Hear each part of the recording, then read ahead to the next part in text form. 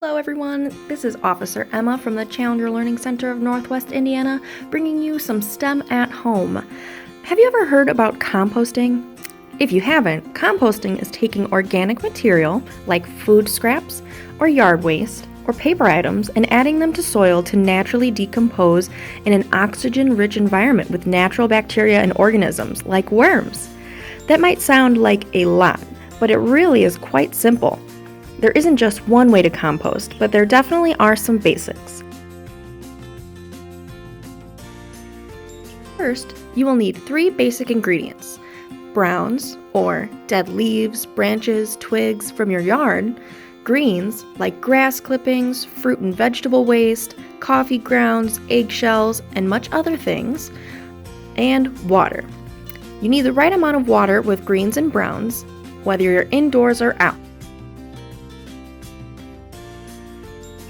An equal amount of plants to waste is important because the browns bring the carbon and greens bring the nitrogen needed for the breakdown.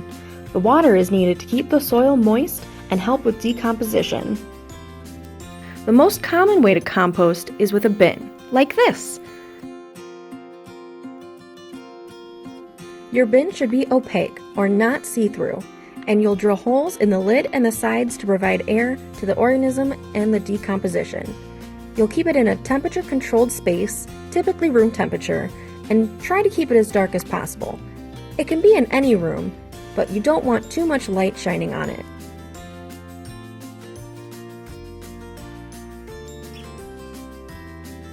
For your indoor bin, you'll add food waste periodically. You can also add outdoor waste like twigs and plants, but mostly you keep it to things like banana peels, coffee grounds, and eggshells.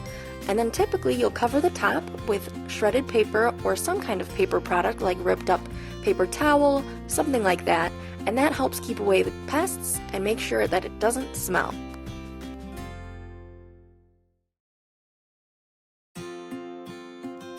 But you can also compost right in your backyard with a heap. I have my own compost heap at my house. You'll need the same conditions. Keep it in a shaded, dry spot near a water source, just to add some here or there, or when it rains. You'll need to make sure that the dirt stays moist, and provide a lid or a tarp when it snows or rains too hard. All you have to do is make sure that the air can still get in.